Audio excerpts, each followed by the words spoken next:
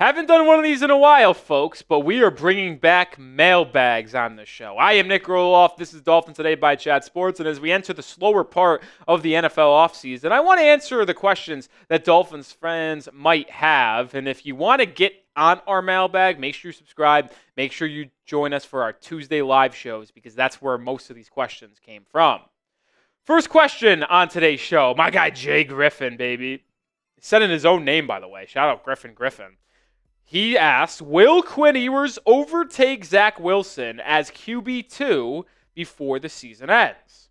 So right now, Quinn Ewers, who is the 7th round pick, 231 overall, is your QB3. I am going to answer no to this question. And I'm going to have a reasoning why here, Jay Griff. Obviously, Tua is your QB1. But you allotted a decent chunk of change for Zach Wilson. $6 million base with a chance to get up to $10 million. Now, in a perfect world, Quinn Ewers or Zach Wilson never see the field. Tua plays all 17 games, and you don't pay Zach Wilson a dime more than $6 million per year. But Quinn Ewers has a lot to work on. He is inaccurate. He is someone who holds onto the ball too long. He struggles reading the defense. Now, he's got a lot of upside, got a cannon, and he's a winner. But he needs to improve his footwork, his ability to scan a field, post-snap, pre-snap, whole 9 yards. So to me, Quinn Ewers is going to spend a massive chunk of this year on the practice squad or as QB3, who is that emergency third quarterback. So Zach Wilson, who has been a starter, been a backup, will probably retain that QB2 role for the entire season, but he's on a 1-year deal, so I think the ideal hope is that Tua works out, you let Zach Wilson walk in free agency next year, and then Quinn's your QB2 for Tua next season. More questions to come, but if you missed our mailbag and you can't join our live show on Tuesdays, another way to get more Dolphins questions and content is over on our Instagram. Dolphins Today IG is the handle. Put out short-form content in between our YouTube videos over there, so if you want wall-to-wall coverage, go follow us over there. And when we get to 1,000 followers, we're about 100 and change away, we will do a Q&A from our mailbag or from our Instagram, so go give us a follow. Fins up with a question. What's the chances of trading for Alexander DB? How realistic? I assume you're talking about Jaire Alexander from Green Bay. Now, I would have told you 2 weeks ago, you don't have to trade for Jaire Alexander. Why is that? Well, because he has a relatively large cap hit. I believe it's about $17 million this season. Unclear of what it would be for Miami if they acquired him. But over the past week or so, it has been rumored that Alexander and Green Bay are actually working things out. And there's a higher chance that Alexander stays with the Packers. Now, those talks can end up dissipating, and he ultimately is traded, and maybe that is the case. But a couple weeks ago, it looked more and more likely that Alexander was actually going to be released rather than traded. So I put the chances low because Jaire, as talented as he is, has a big cap number, relatively. Older player, has battled injuries in his career. And if I'm Miami looking to replace a Jalen Ramsey, I would go in a more youthful direction. But I would also be willing to maybe sign him in free agency if he got cut. But trade, probably not. All right, AKA Miami with a question. Is it a make or break year for Tua? Absolutely. Without a question. And it sucks that I have to answer yes to that, considering Tua is just entering the first year of his 4-year, $212.4 million contract extension. It's unfortunate. But he played all 17 games in 2023. Earned the contract extension. And then plays 11 games last year. Dealt with injuries. He needs to be better. And it's not even the play on the field that I'm concerned about. That's the bummer part. It really is the bummer part. Because I thought he was relatively good for what the Dolphins asked him to do and how the defenses started to play the Dolphins offense last season when he was on the field. But you simply, as a starting quarterback in today's NFL, can't miss as many games as he does. He's only played 17 games once in his career. He's played 13, 11. That's not acceptable. Needs to be better. So, yes, it is a make or break year for Tua because if he either is not good on the field or misses 4+ games again due to injuries, then, yes, I think it's time to officially move on and start planning replacement options for Tua Tagovailoa. All right, crystal ball time, folks. Will the Dolphins make the playoffs in 2025? Missed it last year, 8-9 record. Will they bounce back and have a better season in 25 to make the playoffs? I certainly hope so, but I probably lean no if you put a gun to my head. Santiago with a question. Should they begin a rebuild? It's a loaded question there, Santiago, and you got me here, my friend. Should they? Probably. Will they? No. Why do I answer probably should? Well, it's because when you look at what the Dolphins have to compete with on a daily basis in the AFC, Joe Burrow, Patrick Mahomes, Lamar Jackson, Josh Allen, Drake May's coming up the pipeline, Justin Herbert. Do you have a QB that can go band for band with them? I like Tua. I think he's a good quarterback. I think he's a top half quarterback in football. I think he's a top 16 guy, no debate. But can he go band for band with those athletes, those physical specimens in the playoffs? I don't know. And if you answer no to that question or are questionable about it like me, well, then you better have the best roster. Like, you look back at the Eagles this past year. Is Jalen Hurts unbelievably gifted quarterback in terms of his accuracy, his arm strength? No. Is he gifted in terms of being able to scramble and take care of the football? Yeah, he is. So he's got limitations to him. But the Eagles had the best roster in football this season on the offensive line. They had the best rushing attack. They had the best defensive line. So unless you have that, where you are just so physically dominant in the trenches on both sides, you have to have one of these toolsy quarterbacks. Now, Miami is starting to invest in the trenches, right? Jonas Savignaya, Patrick Paul, James Daniels, Kenneth Grant, Zach Sealer, Zeke Biggers, Jordan Phillips. So you have hope that that is what this team is doing. They are trying to build trenches out, which is what they need to do. But if you have a poor season, it could be torn down in terms of quarterback, head coach, GM combination, which is why I think they aren't going to rebuild, because Mike McDaniel and Chris Grier are basically playing with their jobs on the line this season, or at least you think they are, so they need to at least put together some resemblances of a winning team. So, should they rebuild? Probably. Are they going to? No, they're not.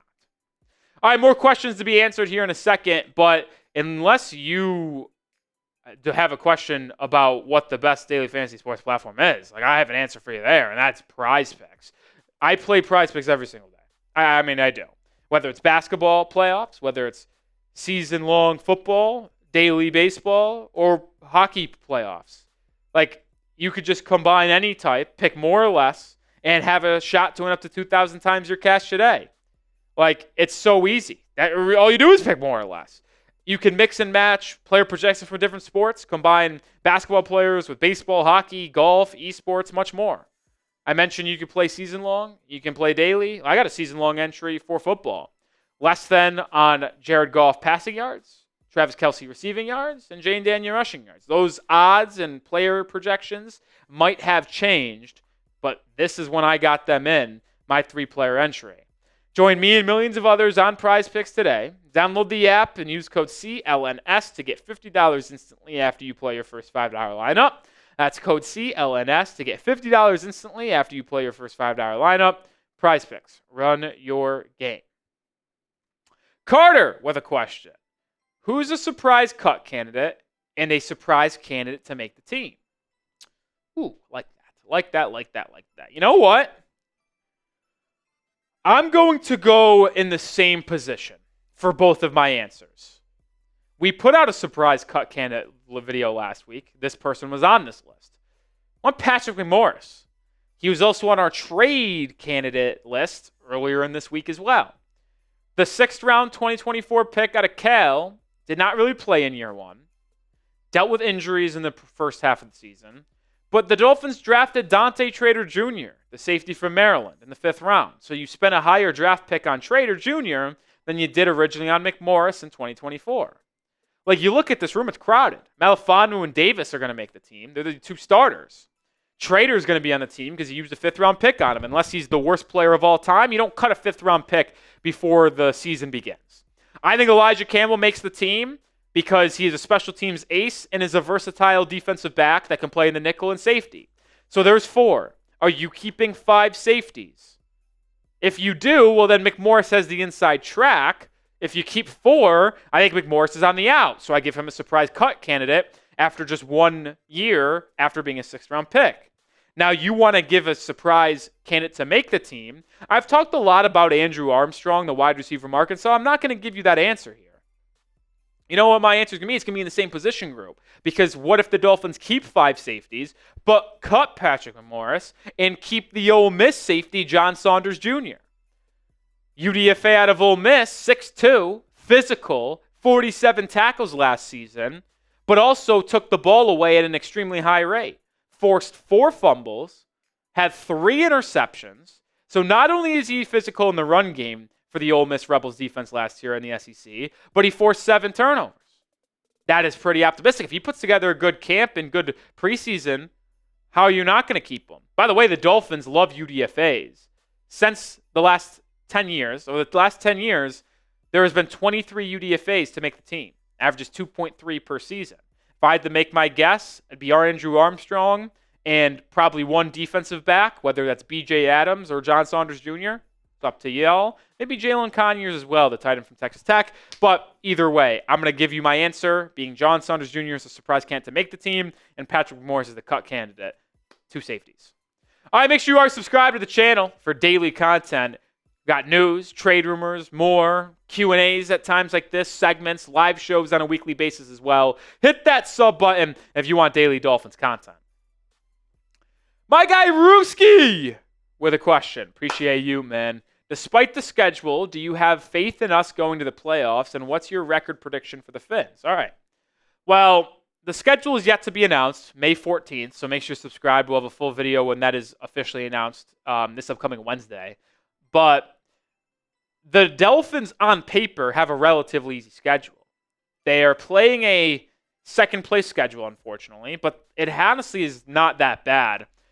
I think it's actually top 12 easiest strength of schedule based off last year's results. Now, those obviously never actually are reflective of what a hard and easy schedule looks like because we don't know when the Dolphins have back-to-back away games, a short week, or anything like that. But I am going to go with an 8-9 record and no playoffs. I hate to be a Debbie Downer, but I also am a realistic fan here. I am. The secondary is a concern, man. We don't got no corners, especially if they trade Ramsey. The safeties are a question mark. I think Miami is starting to build something because I like what they did to the offensive line in the draft and free agency, adding Daniels and Savi Naya. I liked what they did adding Kenneth Grant, Jordan Phillips, Zeke Biggers. But the rest of the roster has question marks. And I question Mike McDaniel. And you look at the AFC, like the Patriots took a massive step up in their coaching, Drake May year 2, and their roster. The Bills are going to be the Bills. The Chiefs are going to be the Chiefs. The Ravens are going to be the Ravens. I think the Bengals are improved this year. They make the playoffs. The Broncos, year 2, Bo Nick, Sean Payton and company. The Chargers, year 2 of Harbaugh. They added Amari and Hampton. Like, it's going to be tough, man. And the Steelers are right there as well, assuming they get Aaron Rodgers. Like, I don't want to be negative, Nick. I don't. But I think it's going to be tough for the Dolphins to jump one of the teams that made the playoffs last year, but also be ahead of Cincinnati and New England, who have made improvements this year. So I think the Dolphins go 8-9 once again and miss the playoffs. Unfortunately, I think we're stuck in mediocrity right now. It sucks. Fins up. Again on the mailbag. What is Tyreek Hill's trade value looking like draft pick wise? Okay, so this is what I think it would be. I think it would be the Devontae Adams deal, which, if you remember last year at the trade deadline, the Jets sent the Raiders a conditional third. If the Jets made like the Super Bowl, or Adams was an all-pro, or they made the conference championship game, like, it became a second. So I think in a vacuum, if it's just a pick, it's a conditional third-round pick with those same types of conditions that maybe get to a second-round pick for Miami. But this is my trade idea, and I've actually talked about this past week. What if you traded Tyreek Hill back to Kansas City, and instead of getting a conditional third that could become a second, you get a fifth-round pick, but get a corner that could be starting caliber for you and Jalen Watson. Former seventh-round pick, last year of his deal, likely not going to be re-signed by Kansas City due to them paying Trent McDuffie and Brett Veach not paying a single homegrown corner since he's taken over. First one will be McDuffie. Like, Watson's likely going to be a free agent. So why not trade Hill, get a day 3 pick, and a starting corner? That's what I would do. But if you answer the question of just pure pick basis, I think it's going to be that third conditional round pick, and then you have the other option as well when maybe you trade a player and stuff like that. But this sparks a good question. What do you want to do with Tyreek Hill? Do you want to trade Tyreek Hill? Do you want to keep Tyreek Hill?